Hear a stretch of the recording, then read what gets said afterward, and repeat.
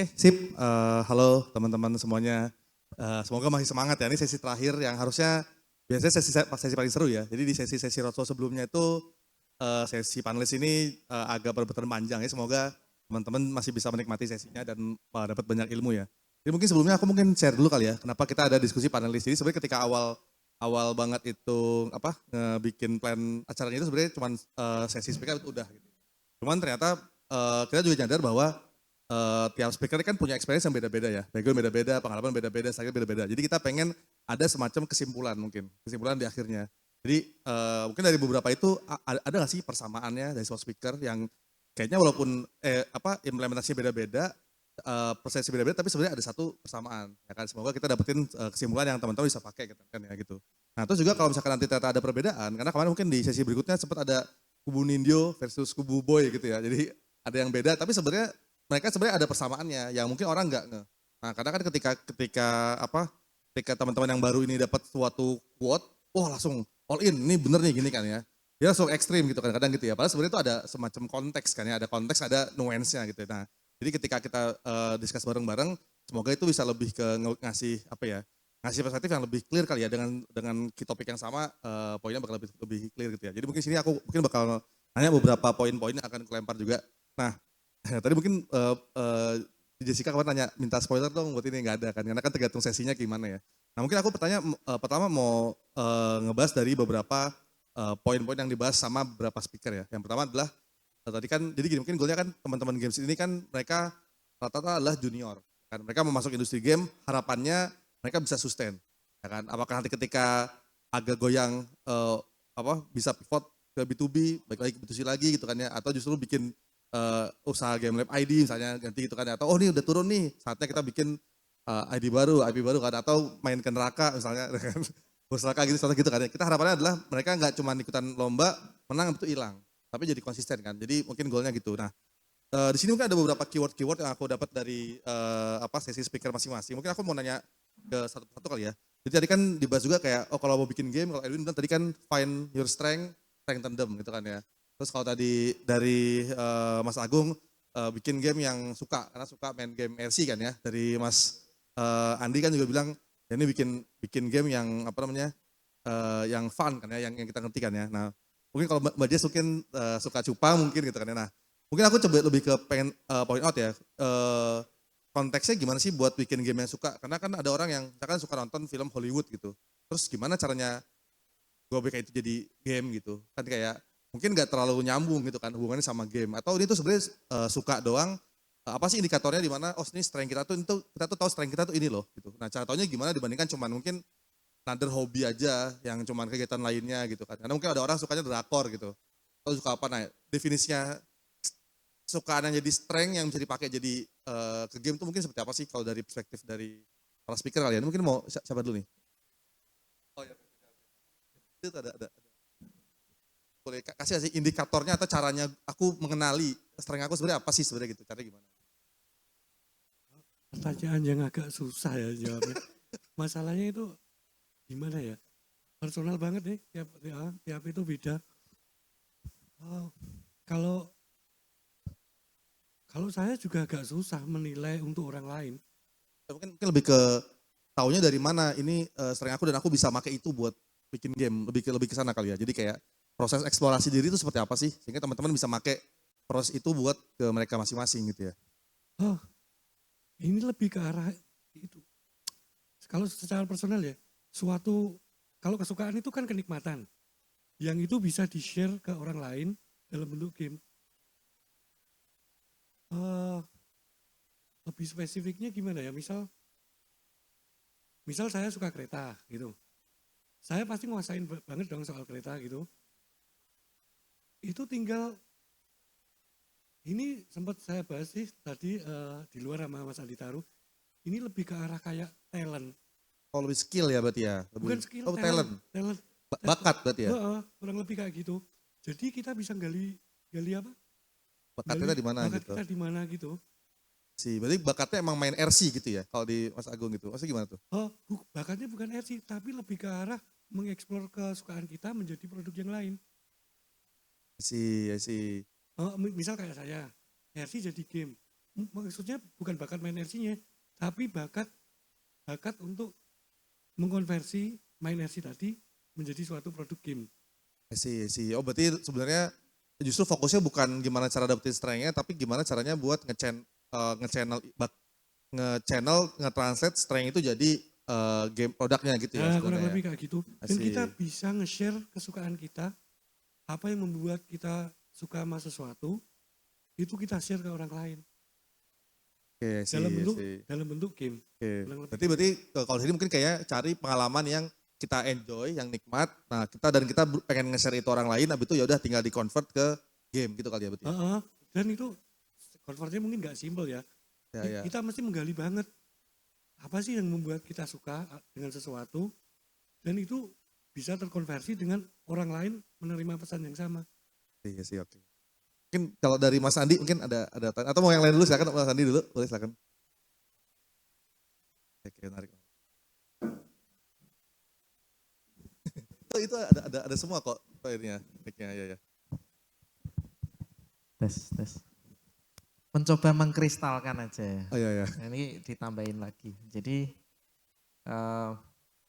memang ini sulit diungkapkan ya. Jadi kayak sederhananya misal gini, apa sih yang kita sukai ya, berarti kalau versi saya ya, yang bisa bikin kita nggak tidur tadi. Misalnya, saya punya hobi main gitar mungkin dari jam 8 malam sampai nggak tidur, ya it's okay gitu. Dan padahal nggak dibayar. Kamu main gitar dibayar nggak? Enggak gitu. Tapi kan kita suka melakukan itu dan seneng gitu. Nah dari sana ketika kita melakukan itu tanpa ada memang kita benar-benar suka itu, kita benar-benar tahu feel, oh kalau di bermain gitar itu yang menyenangkan tuh yang kayak gimana. Fun ini kan susah ya, mendefinisikan fun itu kan susah. Iya. Nah ketika kita mengkonversi itu jadi produk bisa apa aja, misalnya di konteks ini adalah games, kita jadi lebih paham, lebih tahu feel-nya, oh orang yang suka nantinya akan main games yang tentang gitar kan ada tuh, game musik kan ada kan yang gitar, jadi kita benar-benar paham gitu. Apa yang orang mau, apa yang sebut orang itu fun itu. Oh, I Gitu. see. Gitu. Berarti Versi saya ya. Okay. Tapi kalau misalkan hanya lihat banyak faktor sih. Bisa aja kita lihat tren juga bisa. Tadi mungkin Elvin nanti bisa nambahkan. Contoh misalkan lihat tren itu kami bikin misal magnetic. Itu benar-benar kami lihat tren gitu. Kemudian kami melalui proses kreatif. Nah bisa dari berbagai hal. Tapi dari konteks yang tadi apa yang disukai itu kalau versi saya kayak gitu. Itu akan lebih, produk ini akan lebih ketemu marketnya gitu.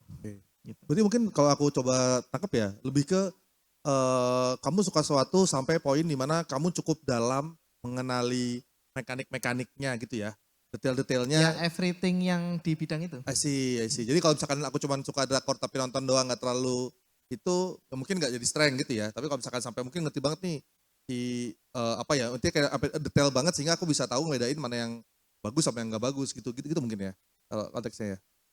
Ya mungkin ditambahin dulu aja. Okay. Biar lebih kaya ya. Tambahin dulu, silakan. Oke. Kalau dari aku sih untuk aku ingat lagi ya pertanyaannya, berarti gimana kita menentukan bagaimana cara kita mau bikin game apa ya maksudnya? Ya kan tadi mungkin salah satu approach-nya kan adalah bikin game yang dari yang kita suka, dari yang strength gitu kan ya. Nah terus cara kita ngedivine strength itu gimana? Kalau kurang lebih seperti gitu pertanyaannya. Oke. Kalau dari aku sih yang pertama pastinya sama kayak yang Mas Andi bilang, kalau kita tuh lihat apa yang kita suka. Yang kita suka banget gitu kan. Kalau tadi kan mungkin bermain musik atau apa. Kalau aku sih biasanya ngelihat juga, kalau misalkan kayak kita misalnya udah kerja full time atau mahasiswa atau apa, kadang kalau misalkan ada waktu luang kan suka main game gitu kan. Nah kalau aku tuh lihatnya main gamenya tuh game yang tipe apa, game yang genrenya apa. Kalau saya sendiri kan emang suka main game yang open world dan idle clicker game juga. Tapi balik lagi ke diri sendiri gitu. Kalau dari tim kita untuk bikin game open world udah sampai sana belum skillnya? talentnya, kemampuannya udah sampai sana belum. Kalau misalkan bikin game yang genrenya ini idle clicker misalnya udah sampai sana belum, dibandingin di compare. Nah habis itu baru kita cari, oh berarti kalau misalkan skill aku lebih ke sini, which is yang idle clicker, ya udah kita fokus ke sana, kita coba research lagi, memungkinkan nggak bisa make revenue atau enggak dari segi itu. Itu sih kalau dari aku. Sih. Jadi Oke. Berarti melihat, tadi mungkin menariknya adalah bisa juga ngeliatin dari game apa yang kita mainin gitu kan iya, ya buat iya, cariin dan juga ngeker setelah itu kita buat apa enggak nih. Kalau open world bener. kegedean mungkin apa knowledge lainnya ya dari game lain gitu Iya, ya. Oke, menarik, menarik. atau kalau misalkan emang udah bertekad ke sana ya bikin goal setting. Lu mau fokus untuk bisa ngeningkatin skill lu itu mau sampai kapan lu belajarnya, terus goal lu ketika mau bikin game open world atau RPG itu mau segede apa scope-nya Sih. gitu, dibikin plan-nya Oke. gitu sih. Berarti butuh eksplorasi diri tapi juga harus realistis lah ya gitu ya. Iya. Oke, mungkin dari Edun silakan. Jadi tadi ya tentang identifying strength sama habis itu cara validasinya gimana sih itu strength kita atau bukan gitu. Terus cara makanya gimana buat ke produk. Oke, secara sebenarnya sih aku setuju sama yang lain. Tadi kalau dibilang masalah talent, aku setuju harus ada talent, ada skill. Kenapa? Soalnya ujung-ujungnya balik lagi. Bikin game itu ya produser kah atau game designer kah, ada role-nya kan. Sama kayak semua kerjaan lain di game dev ya, programmer perlu punya talent, perlu punya skill. Gak ada talent ya hajar skill, bisa-bisa juga aja sih gitu. Ya jadi bisa dibalance lah. Artis juga sama. Nah jadi mungkin kalau mau coba rangkum sedikit dibawa ke arah praktikal, mungkin sarannya saya punya dua approach. Satu, pastiin kalau ngomongin bikin game, berarti role-nya game designer kan. Library game yang dimainin harus banyak. Jadi ketika lihat tren, oh gue tahu game yang kayak gini, gue bisa pilih yang kira-kira paling cocok. Mungkin itu approach yang lebih praktikal. Kan jadi job ya. Ya kan ya, aku punya library game banyak, trennya kayak gini, ini cocok. Gitu sih. Jadi mungkin lebih yang kayak gitu-gitu sih caranya kalau di kita. Sih. Berarti tadi ya, tadi kan lebih ke dari yang suka dulu. Kalau dia justru lebih ke ya mungkin itu mungkin nggak harus gitu kan ya bikin game. Jadi lebih yang praktikal aja gitu kan ya, nggak harus yang itu. Oke, menarik. Oke, nah terus mungkin yang kedua juga ini kan. Jadi kan mungkin ini menariknya adalah misalkan dari on game di B2C habis itu sempat ke B2B gitu kan ya. Terus habis itu tadi di sini kan juga mungkin B2C tapi butuh parasut kan ya. Nah dari kalau Mas Andi kayak masih berjaya nih ya. Nah kalau tadi kan dari Mas Agung kan agak-agak turun nih CRC-nya. Mungkin pertanyaan kedua gini sih, ini kan teman-teman juga mau mulai bikin game ya. Nah terus juga mereka juga mau bisa sustain kan ya. Jadi kayak mungkin apakah better langsung all in B2C aja dulu, coba dulu aja. Atau mendingan sambil di B2B dulu gitu kan ya. Atau barengan atau gimana. Mungkin lebih ke, kan mungkin kayak on game nih B2C-nya langsung ngehit kan ya, di bulat gitu kan ya. Tapi sempat ada turun lagi. Terus kan dari Mas Agung juga naik kan ya, sekarang lagi agak turun lagi gitu kan ya. Nah kalau ada saran mungkin buat teman-teman yang sekarang nih apakah langsung all in aja di B2C atau mungkin dengan belajar dulu B2B atau better masuk kerja dulu di kantor lain dulu gitu kayak di Sika gitu atau gimana. Mungkin kalau itu ada ini nggak, ada perspektif nggak ya? Mungkin aku ke Edwin dulu kali ya biar. Dari saya sih masih sama sih, jangan langsung go all in di semuanya, tapi harus punya komitmen pastinya gitu. Jadi ya tetap harus masuk dua-dua kakinya gitu, jangan cuma setengah-setengah, ntar jadinya setengah-setengah juga. Tapi ya pastiin itu benar-benar dipilih aja sih. Gitu soalnya kan dipilih. Aku Oke. mau B2C karena gini. Aku mau B2B karena gini. Kan setiap orang strength-nya beda-beda gitu. Cuman ya masuk B2B sekarang juga yang gak segampang itu sih. Kayak Artinya kita B2B bisa itu sama-sama susah gitu ya. Iya, aku sih nggak di posisi kayak bilang B2B pasti lebih aman daripada B2C gitu. Nggak mungkin juga gitu. Meskipun ya kita punya banyak contoh. Agatha ya B2B-nya segede apa gitu kan ya. Gitu ya. Ada contoh-contoh suksesnya aja gitu sebenarnya. Atau kita bilang misalnya konsol pasti lebih sukses daripada mobile. Kata siapa juga. Gitu. Emangnya kalau on game sekarang masuk konsol pasti lebih sukses daripada kita di mobile sekarang? Belum tentu juga kan. Jadi ya masing-masing sih mas. Sih, berarti intinya lebih ke pet apapun yang dipilih emang harus conscious dan dipilih commitment gitu kali ya. Jadi tidak ada mana yang lebih safe segala macam gitu. Kalau dari lu gitu ya, oke.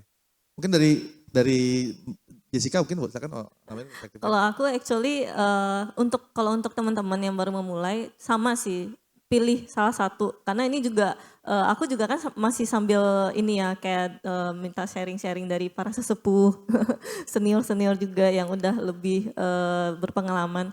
Nah dari semua itu yang aku dapetin juga memang seharusnya tuh kita milih dari awal. Jadi memang visi misinya itu mau ke B2C atau B2B gitu. Tapi kalau untuk B2B, kalau menurut pandangan aku mungkin gini ya, kalau B2B tuh kadang kan dia mesti ngeliat portfolio. Kalau untuk yang baru mulai mungkin portfolionya kalau agak sedikit apa gimana mungkin bisa B2C dulu. Kalau aku pribadi sih sebenarnya orangnya memang stick to the rule, misalnya kita udah nentuin mau kemana, tapi tidak menutup kemungkinan untuk fleksibel nantinya jika diperlukan. Kalau aku sih lebih ke sana. Berarti tadi kan kalau itu kan berarti kayak justru bikin B2C buat bikin portofolio sehingga B2B-nya juga lebih kebantu gitu kan ya. Mungkin karena on game produk udah banyak, pas B2B lebih mudah gitu kan ya. Oke. Bukan perusahaan nggak jelas kan, ada produk. Oke. Nah kalau mungkin dari Mas Andi yang punya dua-duanya nih, ada dua-duanya kan ya? Ya majority kami B2C. Sejak awal B2C. Jadi B2B-nya lebih ke penguatan brand ya sebenarnya ya.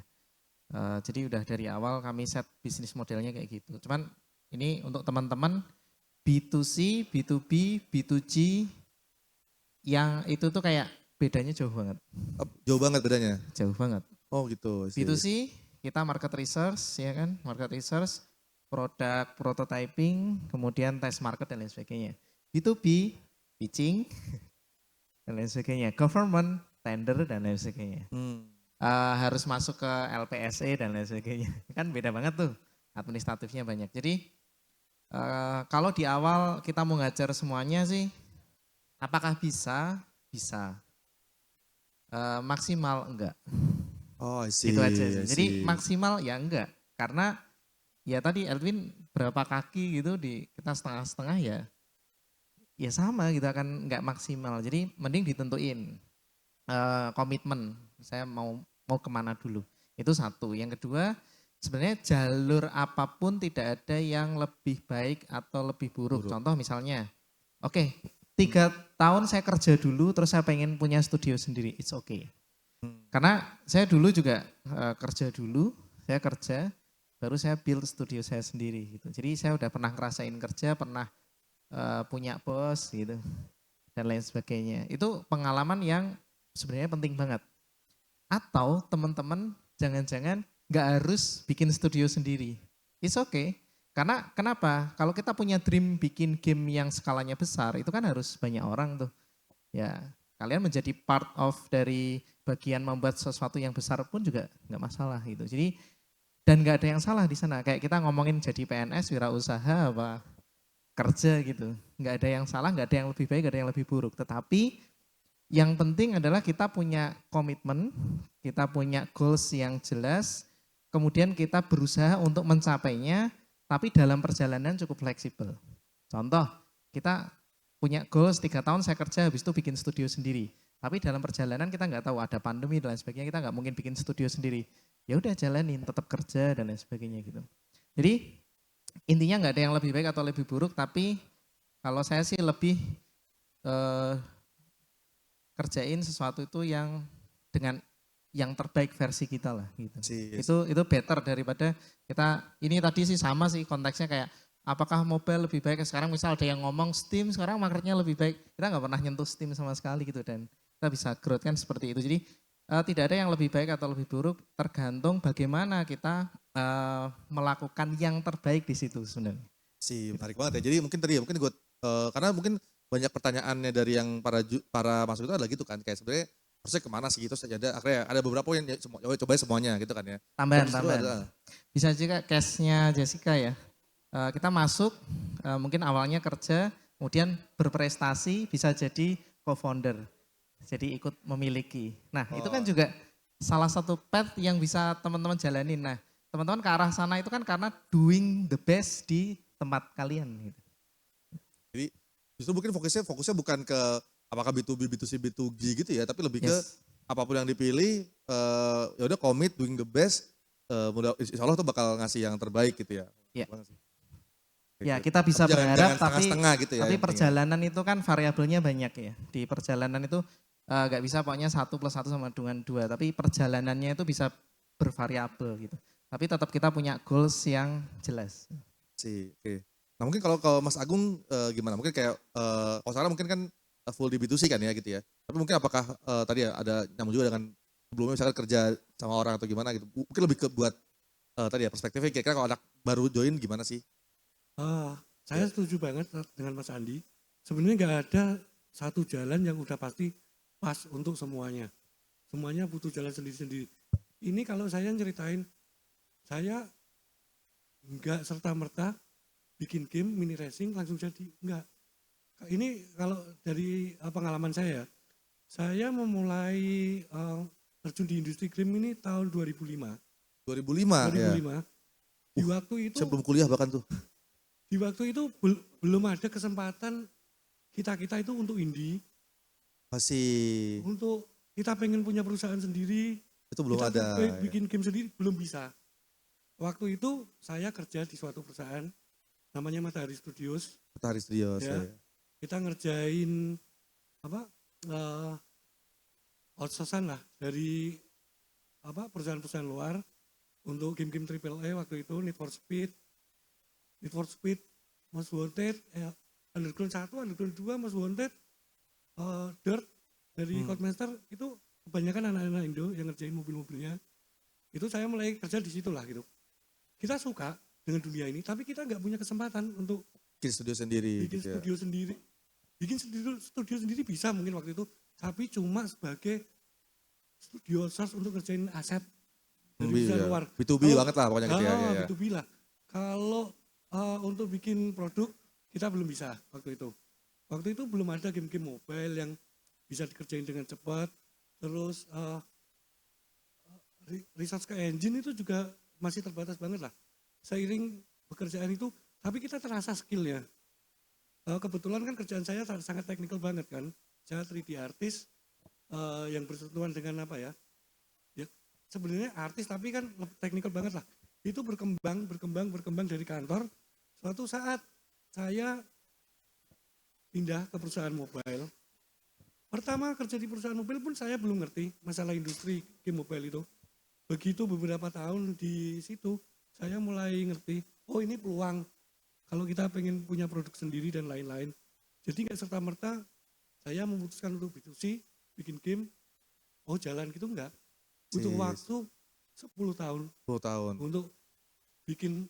Luar biasa. Sebenarnya kayak mini racing itu bukan produk saya pertama. Sebelumnya kita pernah bikin, saya sama temen lain pernah bikin judulnya Daredevil Devlin deh. Waktu itu saya indie, ngerjain pulang kantor baru ngerjain. Juga sama temen tapi bukan nama Diori yang sekarang. Dan kebetulan yang nge-publish itu juga malah bos kantor saya sendiri. Di situ tapi gagal lah. Secara itu gara-gara ya saya kurang bisa mengoptimalkan apa ya yang kita bahas di pertanyaan pertama tadi lah itu. Ranknya tuh di mana gitu ya. Itu, Oke. Baru yang kedua ini kita tutup di mini racing ini baru bisa jalan. Jadi Menarik. berproses. Gak bisa saya memutuskan untuk begini langsung jalan gitu enggak. Ya sih. Mungkin keywordnya bahkan buat bisa punya produk yang 8 tahun tadi ya, 8 tahun masih survive itu sebenarnya proses belajarnya panjang sekali gitu ya. Jadi kayak mungkin teman-teman juga yang ini jangan terbuai ya bahwa ada produk 8 tahun sukses gitu kan ya. Juga lihat juga nih gitu kan ya. Berarti kayak skill yang dibangun juga lama gitu kan. Jadi kan kayak tadi mau B2B atau B2C ya fokusnya justru ke skillnya gitu kali ya. Sama mungkin opportunity tunggu momen yang tepat kan ya. Nanti kan kalau kemarin mungkin maksain belum ada opportunity-nya ya belum bisa gitu ya berarti ya. Mungkin gini sih, lebih ke arah gini aja sih. Yang kira-kira nikmat jalan mana yang kita pilih aja gitu. Ntar sambil jalan, kalau kita fokus, kita konsisten, pasti nemu kok jalannya gitu. Sih, oke. Berarti tadi ya, mungkin mirip ya sama Mas Andi juga ya, oke, harus fokus konsisten. Oke, nah tadi mungkin nih aku mungkin pertanyaan berikutnya gini sih, tadi kan juga dari Edwin juga bilang kayak apapun yang dibikin, yang penting produknya kualitasnya bagus kan ya. Juga kan dari apa namanya, Mas Agung juga ini produknya yang penting bagus, kualitasnya juga, yang penting desainnya udah udah matang orang suka gitu kan ya. Jadi kayak kita bisa rely sama produk kita karena produknya bagus aja, dilempar ke market lebih enak kan ya gitu. Nah, mungkin kalau dari itu, mungkin aku lebih pengen tahu sih kayak kalau kemarin tuh patokannya gimana sih sebenarnya? Karena kan semua developer ngerasa game bagus ya. Kan jarang kan yang game gue jelek gitu kan. Kayak semua orang ngerasa game bagus-bagus aja gitu kan ya. Terus tapi kan kalau dari Mas Andi kan ini harus improve terus gitu kan ya. Nah, terus mungkin ada nggak sih kayak mungkin kayak patokannya ini desainnya udah bagus, gamenya udah bagus, terus kayak cara validasi yang praktikal gimana sih yang bisa dipakai sama teman-teman yang mungkin nggak punya resource gede ya buat ngetes segala macam ya gitu. Mungkin aku ke tengah dulu deh kalau gitu. Mungkin ke mau Mas Andi atau ke Bajes dulu. Ya, silakan. Oke, sebelum ke praktikal, ke konsep dulu. Ya, tadi nyambung sama Edwin bukan dadaan ya. Jadi untuk tahu game ini bagus atau enggak secara feeling, kita kan punya insting ya. Dari insting dulu. Kenapa enggak praktikal dulu? Karena dari awal enggak mungkin kita langsung praktikal kan. Karena kan teman-teman butuh praktek dulu untuk dapat insting. Nah, kita itu butuh yang namanya learning curve. Learning curve untuk tahu kalian kayak kayak gini. Nah itu loh. Ini itu kan butuh repetition. Nah, coba sebelum tahu bulat berapa game, Elwin? Total. Entah yang dipublish atau enggak banyak kan? Oh, berapa? Gak tahu. Nah, banyak banget kan? Nah, sama kan udah kerja dulu gitu. Saya dulu kerja 3 tahun itu kita ngerjain game sekitar 63 lah. 63 game. Ya, projectnya.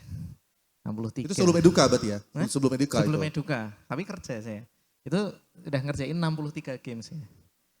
Sebelum itu 63 dan kalau dari sejak kuliah nyoba-nyoba tadi bikin sendiri, main sendiri ya atau di lingkungan keluarga aja atau teman dimainin itu tidak terhitung. Nah, teman-teman perlu melakukan jalan yang sama, nggak ada yang instan. Jadi learning curve-nya itu ya harus diulangi. Gimana biar cepat? Ya makin banyak. Harus makin banyak kegagalan gitu. Nah, baru masuk ke praktikal. Itu dulu, kalau itu nggak dilakukan, sepraktikal apapun juga nggak ngaruh nih. Gitu. Nah, setelah itu baru ke praktikal, cara deteksinya gimana?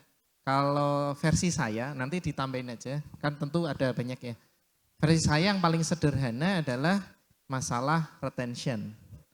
Kalau praktikal gitu. Jadi berapa orang yang main game kita di hari berikutnya, di 1 minggu berikutnya, di 1 bulan berikutnya. Nah, lewat data itu kita tahu bahwa orang suka main game kita. Tapi tentu variabelnya banyak teman-teman. Selain retention ada duration, ada banyak gitu. Nah, kalau versi saya pegangannya itu dulu. Untuk deteksi game ini oke atau enggak. Tentu belum ngomongin revenue dan lain-lain ya. Itu panjang lagi, tapi itu dulu sih. Mungkin yang lain bisa nambahin. Mungkin aku coba sambungkan dikit ya. Berarti kan tadi sebelum kita bicara dengan cara-caranya, tapi lebih ke skill mengasah kemampuan menjudge produk juga itu butuh diasah gitu kan, curve-nya gitu kan ya. Ya paling sederhana kan tadi udah disebutin juga. Kita mau bikin game apa, ya main game itu sebanyak mungkin sebagai referensi gitu. Itu aja udah harus dilakukan. Kayak misalkan kita mau bikin game yang bagus tapi nggak pernah main game. I see. Kan, Okay. Nah, apalagi kita harusnya bikin game yang nggak harus banyak sih sebenarnya. Bisa juga 1 tapi dipolis terus gitu. Itu juga bisa. Tapi kan juga, mungkin aku sebelum yang kayak lain, tadi kan berarti kan cara praktikal validasi adalah coba lempar, ambil datanya, cari retention kan ya. Berarti kan harus di-publish dulu nih. Ada nggak caranya dia buat tahu bagus apa enggak sebelum di publish? Misalkan lagi waktu bikin-bikin nih, ini jelek nih, ganti aja gitu. Atau bagus, atau emang harus caranya adalah ya bikin aja dulu, lempar, habis itu ya udah gitu. Oke, banyak caranya sebenarnya. Itu baru salah satu. Bisa juga kita kalau punya komunitas memang pakai playtesting sih. Itu yang biasa dilakuin teman-teman di board games. Itu melakukan playtesting. Jadi ya udah kita bikin game selesai, nggak usah sampai selesai banget gitu, bagus banget visualnya enggak. Sesimpel misalkan mekaniknya jalan, kemudian kita playtesting gitu. Dan playtesting ini yang paling bagus adalah kita sama orang yang nggak kenal gitu. Dan kita nggak interrupt dia. Jadi banyak, saya udah udah belajar ya dari banyak studio di luar itu melakukan itu. Jadi kalau playtesting, tester ini masuk ke ruangan khusus dan kita nggak interrupt dia sama sekali. Dan tambahan dari Mas Agung tadi lihat Ekspresi mukanya ekspresi tadi ya, wajahnya, nah itu juga bisa jadi cara gitu. Tapi ya tentu cara yang banyak itu diambil mana sih yang menurut teman-teman possible untuk dilakukan? Mungkin kalau dari ke banyak kan tadi kan bilang ini dua ini yang kemarin yang Bu Supa kayaknya ada beberapa gagal. Sekarang dengan Bos Teraka yakin lebih bagus kan ya. Nah itu patokan lebih bagusnya itu apa gitu begitu ya. Kita juga dengan Oke. cara nge-akses kualitas itu seperti apa sih? Oke, kalau dari tim kami itu tuh kita selalu by data dulu. Jadi data. Baca data. Jadi nge-research dulu ini kira-kira game ini tuh revenue-nya bagus atau enggak gitu. Nah dari sana baru kita lihat oh berarti ini ada nih marketnya dan menurut orang ya karena dia udah menghasilkan banyak berarti gamenya bagus dong gitu. Nah dari sana kita coba mungkin duplicate dan tambahin unique value-nya di sana. Nah terus kalau misalkan untuk game kita sendiri yang udah kita bikin belum publish tapi gimana caranya Ya, bisa betul, kita betul. tahu Caranya gitu gimana? kan. Nah kalau dari kami sendiri juga saat ini masih menerapkan yang namanya kita kumpulin beberapa orang dan orang asing. Itu tuh kayak misalnya contoh nih teman-teman semua kan semua kumpul di sini dan mungkin udah tukeran kontak gitu kan. Nah mungkin bisa di-invite kalau misalkan gamenya udah selesai, udah ada nih APK-nya gitu sebelum dipublish, dikumpulin, dibikin chat group, kita juga ada grup WhatsApp gitu dan orang-orang yang mau bantu ngetes dan kita bikinin form untuk mereka kasih feedback gitu. Jadi dari sana kita kumpulin kalau misalkan emang feedbacknya bagus berarti ini worth it untuk dilanjutin. Dan sekalian ngecek bug juga kalau misalkan ada bug kita juga tahu gitu dari situ. Dan emang kalau selama ini kalau saya bawain workshop, seminar ataupun ngajar saya selalu bilang ke teman-teman atau ke pesertanya kita tuh bikin game bukan buat kita sendiri, ya kan? Kita tuh bikinnya tuh pasti mau dimainin oleh setiap orang, oleh banyak orang. Jadi setelah selesai APK-nya, jangan kita ya udah kita tes internal sendiri, tapi kita sebarin ke orang-orang juga.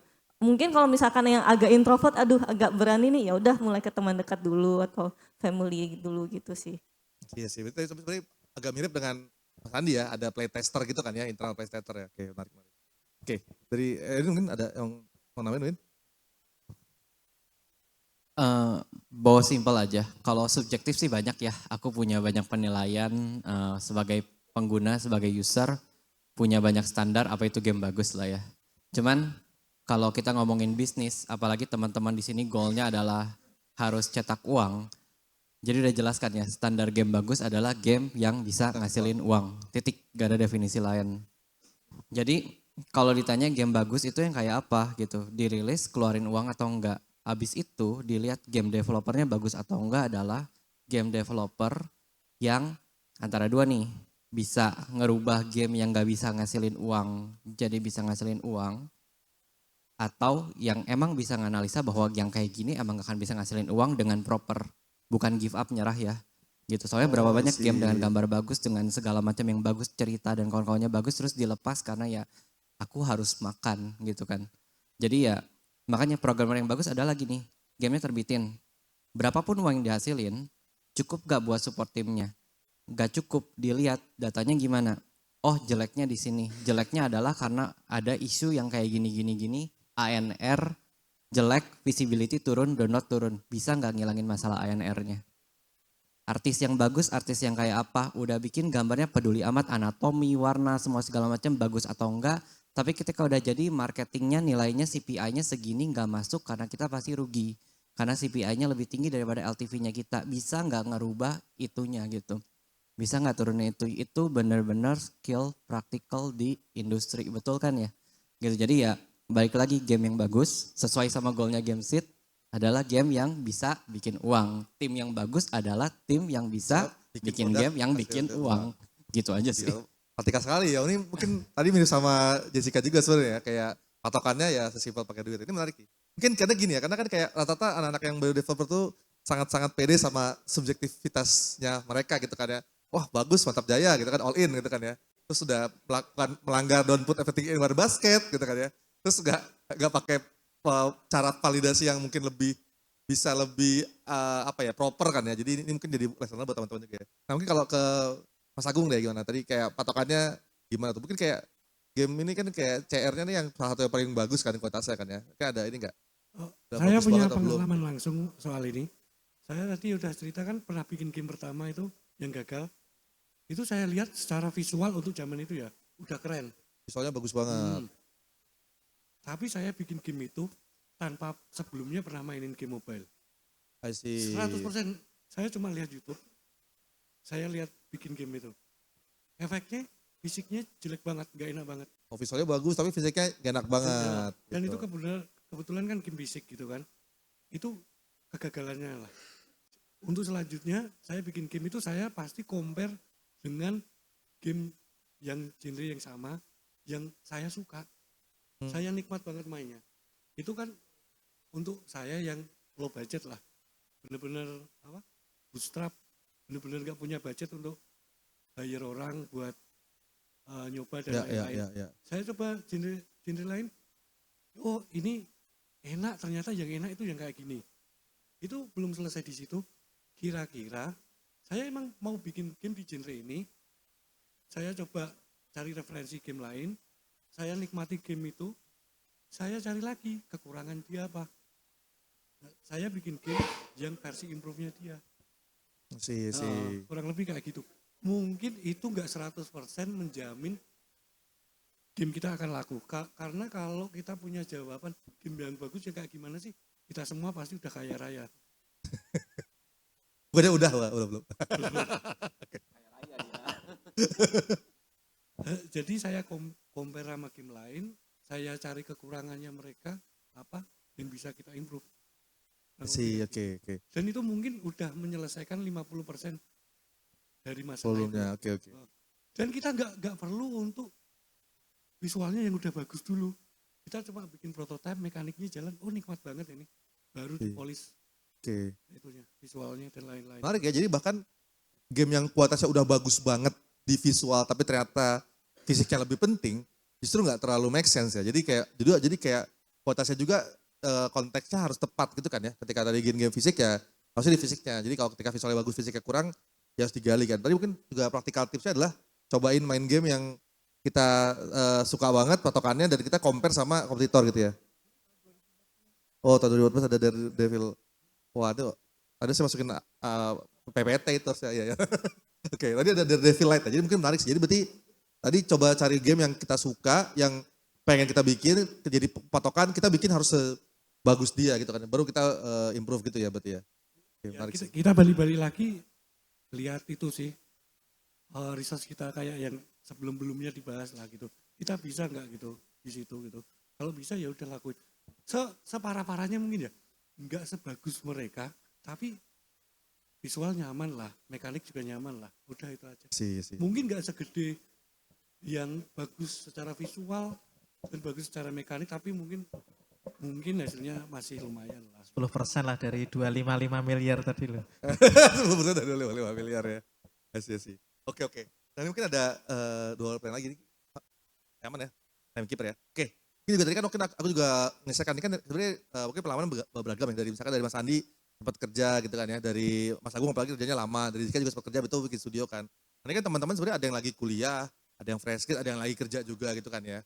Tapi kan sebenarnya ketika kan juga ngejagel ya sambil kuliah sambil sambil belajar, sambil bikin project sendiri di luar gitu kan ya. Nah, mungkin yang biasa mungkin patokan adalah kan Edwin juga bilang don't put everything in one basket lah ya, harus lebih realistik kan. Nah, kira-kira patokannya apa sih ketika yaudah aku mau bikin studio nih. Kayak patokan mungkin modalnya berapa sih? Ketika Jessica bilang harus ada parasutnya dulu nih gitu kan ya. Nah, mungkin kalau dari Mas Agung mungkin ini udah mantep nih saatnya bikin studio sendiri gitu kan ya. Nah, mungkin kalau Edwin kayaknya langsung bikin studio kali Win ya? Atau pernah juga di orang gitu ya? Aku tuh lulus S1, apply S2. S2 harus nunggu 3 atau 4 tahunan deh. Beasiswa kan, 2 atau 4, iya agak lupa lah angkanya. Cuman ya nunggu segitu lama karena ya simply nggak punya uang aja gitu buat bayar sendiri. Makanya nunggu beasiswa digilir sekian lama gitu. Jadi ya bikin game. Ketemu Mas Naren, ketemu kamu. Jadi studio, batal S2.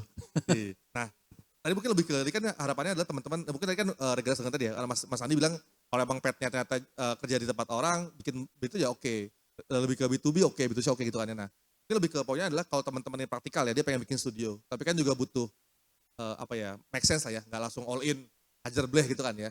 Nah mungkin kalau dari perspektif yang teman-teman, kira-kira apa sih patokannya nih udah, oke ini aku saatnya udah cukup modal, berapa sih patokan modalnya cukup buat bisa fokus ke studio katanya, atau mungkin oh aku masih harus grinding dulu atau harus gimana.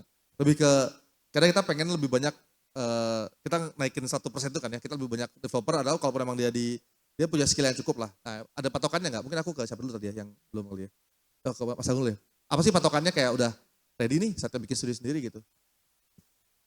Kalau saya dulu sebenarnya nggak 100% merasa siap sih.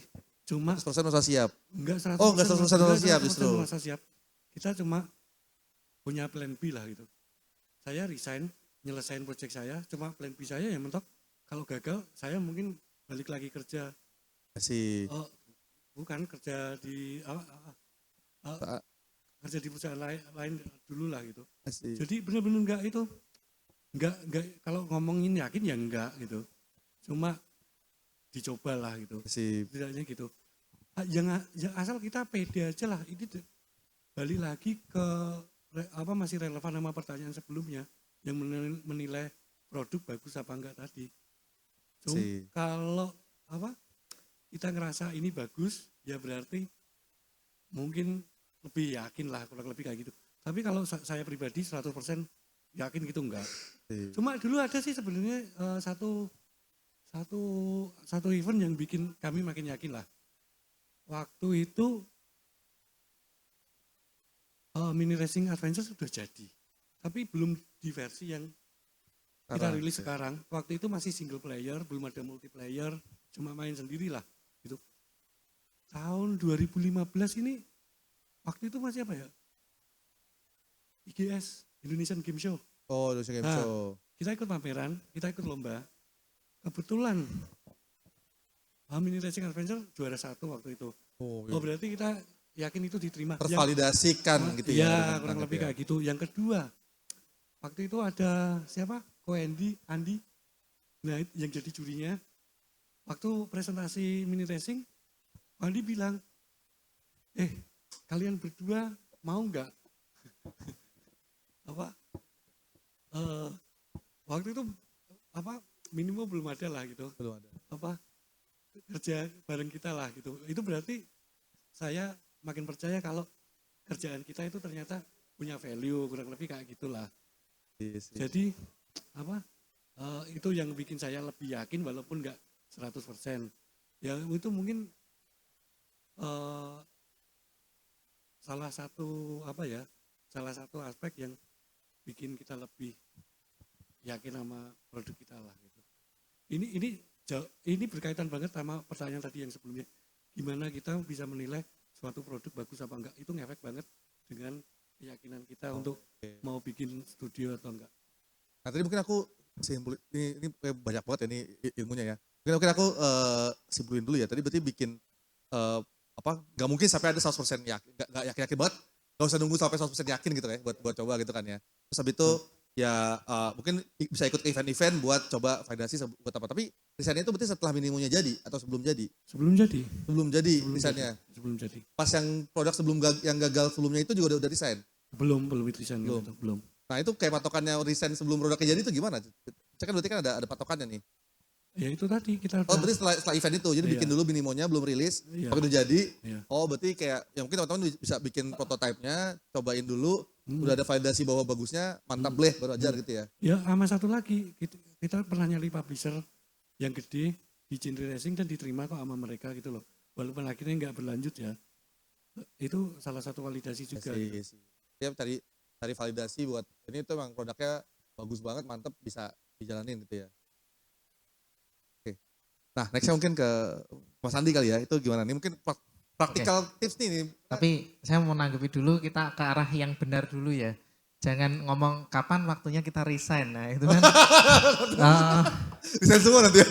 Enggak juga sih, dulu aku juga ketika resign juga baik-baik. Maksudnya sampai hari ini pun sama bosku yang lama pun masih kontak dia masih punya studio sendiri dan kita bikin project bareng gitu. Artinya itu jangan jadikan patokan gitu. Tapi gini, kan tadi ada mahasiswa. Kalau mahasiswa adalah waktu terbaik kalian belajar, resikonya rendah. Kalau udah lulus, apalagi udah berkeluarga, nah resikonya tinggi gitu.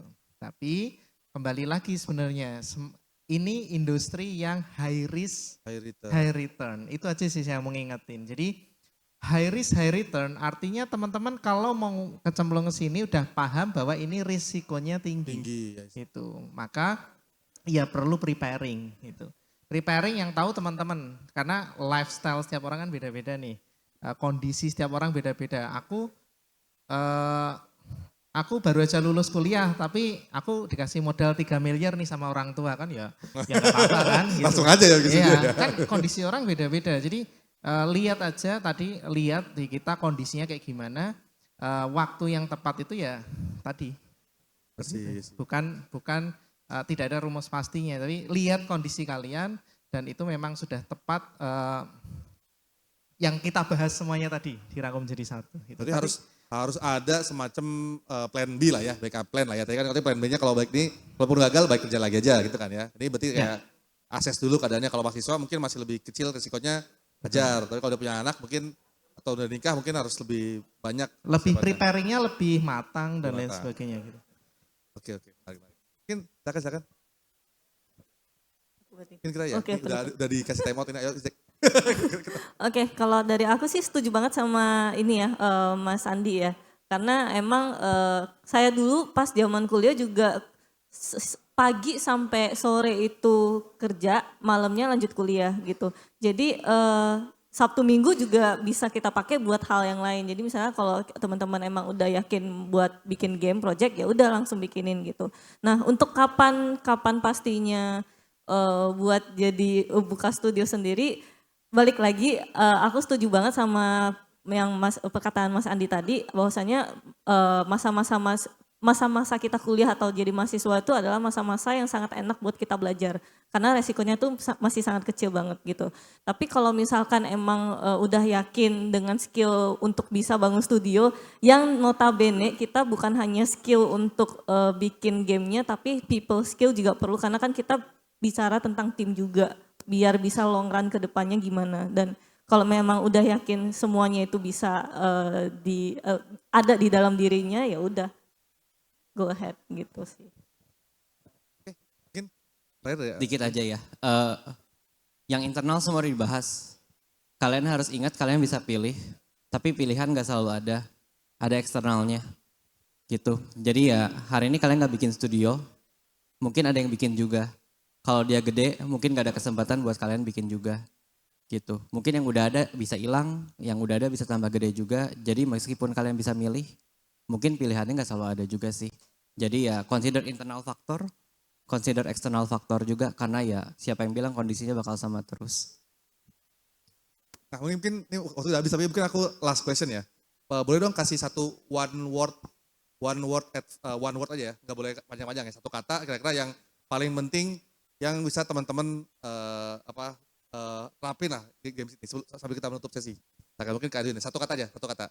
Yang satu one word advice lah. Apa nih yang harus dilakuin gitu ya. Mungkin buat sepanjang karirnya selama game seat gitu ya. Tidur. Cukup tidur berarti ya, oke. Jangan lupa tidur. Tidur, oke. Mungkin Belajar, oke. Tes, oke. Kalau saya, ya salah satu kata yang selalu saya pegang adalah persisten. Persisten, oke. Persisten, oke. Agung. Kalau saya sih gaskan gitu aja. Gaskan ya, oh mantap ya gaskan. Kayak Mas Andi tadi gaspol ya, oke. Oke, sip mungkin gitu karena waktu udah habis, mohon maaf Bu, Bapak Yusuf agak telat-telat ya nih pertanyaannya. Mungkin kita kasih aplaus dulu ya Meriah buat semua narasumber kita hari ini. Thank you. Nah mungkin sebelum ini kita mau ngasih ada apa? Cindera mata. Souvenir ya, cindera mata ya. Mungkin kita foto bareng ya. Silakan seri-seri. Mohon maaf.